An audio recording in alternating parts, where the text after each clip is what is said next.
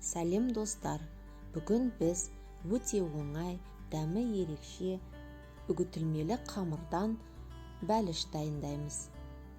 Вареный сгущенка менен. Дәмі өте керемет. Ол үшін алдыменен бізге 300 грамм ұнға 60 грамм қант қосамыз.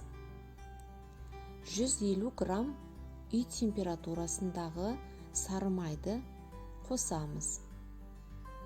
Ингредиенттерді араластырамыз. Енді бір жұмыртқа қосып, жұмсақ, қолға жабыспайтын қамыр елейміз. Қамырымызды холодильникке салып қоямыз.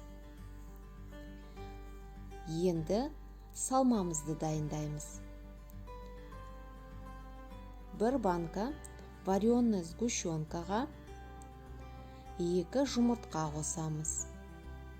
Екеуін бір келкі масса болғанша араластырып аламыз.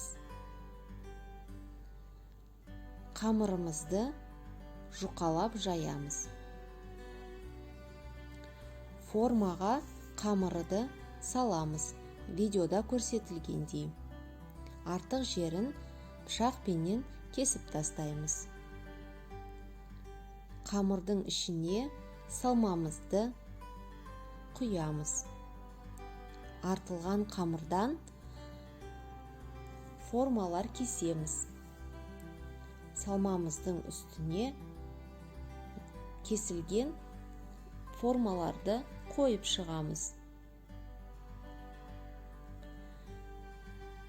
Пирогымызды 180 градуста 30-35 минут пісіреміз. Вареный сгущенкалы пирогымыз дайын, өте дәмді, керемет болып піседі. Пісіріп, балаларыңызға дайындап беріңіздер. Міндетті түрде ұнайды. Назарларыңызға рахмет. Каналға жазылуды және лайк басуды ұмытпаймыз.